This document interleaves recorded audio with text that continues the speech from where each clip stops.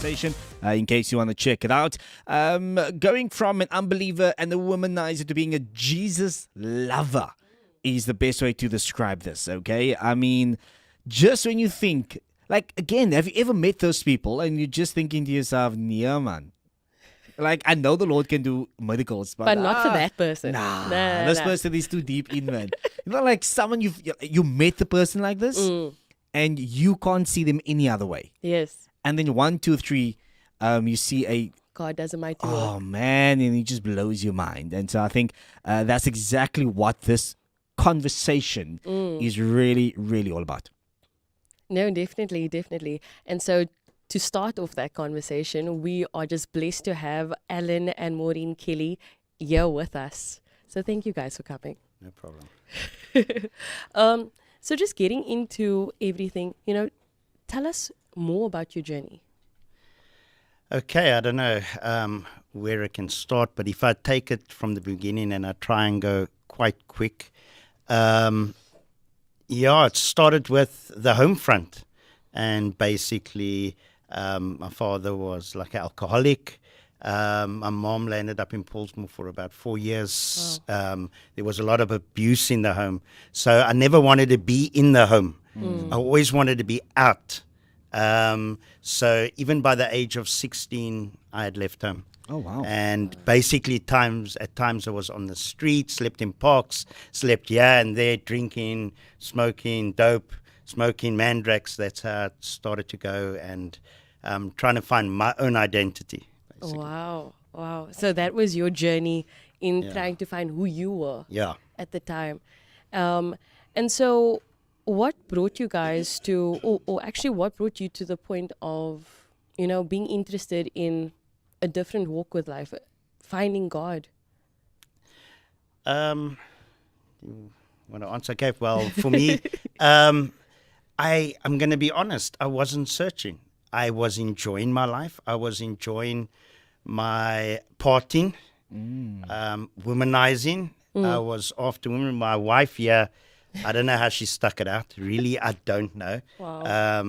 I was very manipulative. I was very, I don't know how to put it in English, but scallum. And I just used to try and get out of the house at times and go and, but there was a girl at the post office. I was a postman for 17 years. I was in the post office 25 years. That's where I met my wife. But there was a girl that used to speak to me about the Lord or give me, say, a track or a Joy magazine. I remember she gave me a Joy magazine. And I thought, I will read one story or something and I'll just con her. Sure. That's how I was. My life was a con. Wow. I was a con people. When my wife used to hear, you've been messing around, I used to laugh at her and I could convince her, inverted commas, sure. And this woman pursued me. She kept on, and then one day she gave me an audio cassette, because it was quite a while back, 1995, and she gave me an audio cassette of something. So I thought, okay, I'll listen to a piece of it while I eat. I made something to eat, and I thought I'd put it on, and it just gripped me. Wow. And I thought, no, okay, wait, turn it off, finish eating, go sit there, and I listened. And I feared. Sure. Because it was about the rapture and the Great Tribulation. Wow. It was Revelations. And I was at home alone, and it was just, I knew then I needed to change my life. I didn't know where, I didn't know what. Wow. That's basically what happened. That's when it came. My wife and a friend came home. We were staying together. We had a child out of wedlock, and she came home and said, today I'm changing my life, which I didn't know what that meant. Wow. Do you know what's interesting, though? The interesting part for me is the fact that you said that you weren't interested in getting saved. And I think that is such an interesting statement that you made, because you've also mentioned that you've been enjoying your life. And so you weren't seeking God. You weren't seeking Christ, yet He was still pursuing you. Yeah. That is the key. I mean, that is so beautiful. Yeah. But Maureen, your journey is just as interesting. I mean, you found yourself in a gay relationship, and today your husband is sitting next to you. How did that all come about? Okay, well, I worked at the post office, and I met this girl there, which drew me to her was she was kind, and yeah, and then myself and Alan met there as well, and he took me away from her. I swept her off her feet. And he still said, I will show you. I will get her. Wow. Wow. You know, when God has a different plan, eh? Yo. You go the other way and God says, Just so.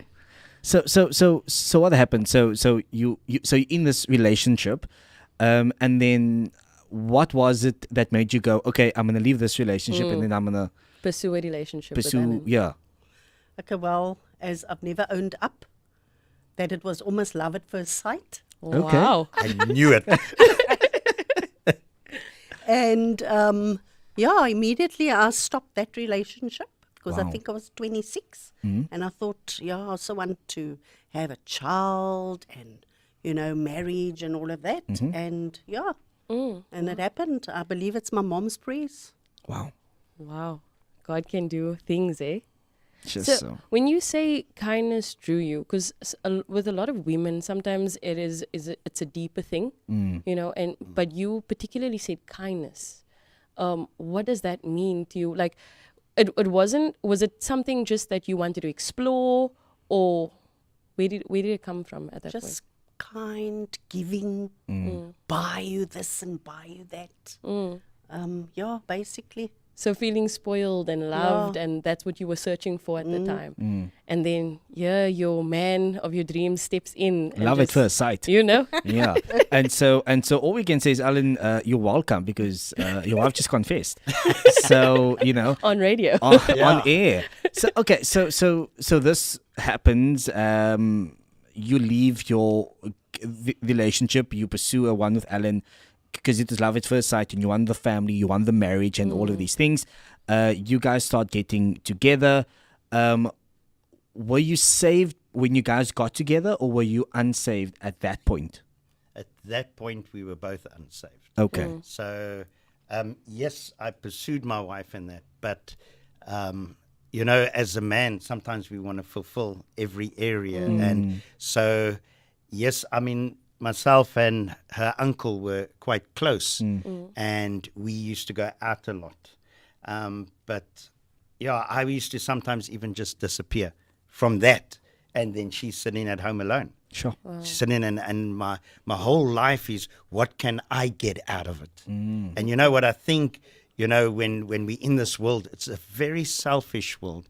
So it's all about me, myself, and I. Like I said, I wasn't pursuing Christ. I didn't even know about this. I had been to different kinds of nominal churches, but it never interested me. But I know Christ pursued me. Sure. That's one thing I do know. So, Alan, in all of this, we're going back, and you heard that tape, and God kind of gripped you in that moment. And so, you're the one getting saved, but your wife at the time isn't. How important was it for you guys at that time to be equally yoked, because now you're pursuing something on your own? Yeah, sure. That was a challenge for my life. I always, what the Lord showed me is that 4.5 years, basically almost exactly, I had sown incorrect seed into our relationship. Sure. I had sown that. 4.5 years later, my wife came to Christ. Wow. After I came to Christ. And the Lord showed me about sowing seed. And so when I came to Christ, I didn't know where to go to. Somebody said, they go to the lighthouse. I said, okay, I'm going to go with you. And the first day I went to the lighthouse, I felt something go in me and out of me. But I used to be, why I was taken over by that audio cassette, was I used to fear death before I came to Christ. I believed I was going to die in my sleep. I had phobias from the drugs. My wife was the only one, who was my fiance, that knew I was scared of the dark. Wow. As a 27-year-old man. Wow. And God used fear, but then I met with his love. You see, sometimes he will use something. And I met with his love through his deliverance of my life. But when I came to Christ and God had set me free, and that the challenge was the walk. with my wife not being born again. Wow. There's many times I would tell people, I even took our oldest daughter now, Nikita, when she was small, I used to take her away because there was a lot of argument, a lot of fighting. One time I had my one daughter in this arm and I think my wife in the other, and we were wrestling. Listen, it's a challenge when one is born again and the other is not. And I used to tell Nikita, look here, Daddy has to leave. I cannot handle this anymore. And that was a couple of I remember my daughter used to cry. I used to take her out with the car and just go to the park and just to get out of the home. And I don't know how, but he kept me there. He kept me there. He kept me there. I can't even tell you how, but it's by his grace, that I remained. It's touching, eh? It's so powerful that understanding the concept of being equally yoked, it's so important in a marriage, and when your wife now came to Christ and you guys became equally yoked, how was life then after? It got more difficult. Explain, tell us, please. So basically my wife, and it was a joy, she was also at home alone. She was also at home alone, and through some ministry on TV, she committed her life to Christ. She never told me for a whole week. Everybody else knew, and I didn't know. I don't know if it was pride, was it? And I never knew anything, but it was a challenge because, yes, although now we equally yoked, remember when you come to Christ, there's many things that has to be removed out of your life and dealt with. And these things, we had a lot of challenges.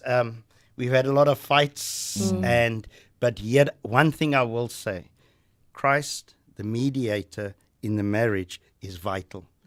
If you can give him the say in the home, things will happen.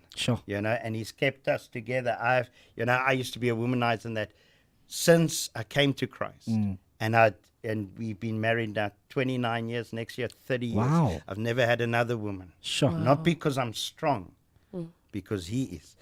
It's he that gives us the ability to overcome the challenges, even of our past. But today you guys are both pastors, and you guys are pastors in Brooklyn, which is a difficult community, to handle. But I've always admired the fact that your guys' hearts are for the lost, and just give us a bit about that. Well, yes, ministry it's a different story. There's a lot of hurts in ministry, but he carries you through. I think it's, I don't know if my wife wants to say something, because it's a lot of, if you're the pastor, the challenge is more on the wife. Even when we started the church, and, I would say my wife was the one that kept the church. Although I was doing the preaching and doing this and doing that, I'm very active. But she would contact people. Those were things I wouldn't worry about. She would always be there, like stretching out. And sometimes she might, I do so much. I share so many messages, and people don't even answer back. But then she would get feedback at times as people would respond. Oh yeah, you stopped sending. That used to help me. So I think where the Lord's worked in ministry, that she has her. My wife has her sort of ministry with people, where I'm just this mouthpiece, sometimes just going off. And but Brooklyn is not easy, but it's worth it. When you see fruits like Darren and like others, when you see fruits of people coming out of Islam, and God's used you to draw them, to just be that vessel, and lives in children, youth changed. It's worth it. It's all worth it. So as we're closing up, and it was amazing hearing from you guys, what advice can you give for a couple that is, trying to seek God together in their journey? The hardest thing you will want to do is pray together. Why I say that you would want to do, it's difficult as a husband and wife to pray together. But if you can do that, if you can as a unit, sometimes it's difficult. You have an argument and now you must pray together, and the hearts are like this. But as I said, the mediator, allow Christ in the center of your marriage, allow Christ in the center of your ministry. Let him be there. Let him be number one. That's the priority. There's nothing else. I can point nowhere else but Christ. Amen. Just want to thank both of you. Maureen, thank you. We clearly see your husband as the mouthpiece.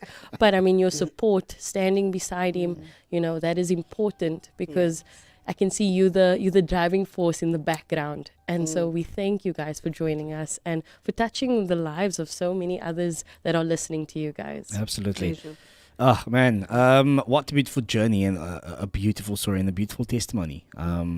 I think the part that stood out for me personally out of all of this is when you realize that God is pursuing you even in your state of need. So true. Even when you want nothing to do with him, when he's not even on your mind, you on his. And so I think that is the part that really grips me this afternoon. So thank you once again, Alan, Maureen, Kelly, for coming in. Thank you. To catch this full testimony, go onto our social media, go onto Facebook. You'll see the entire live on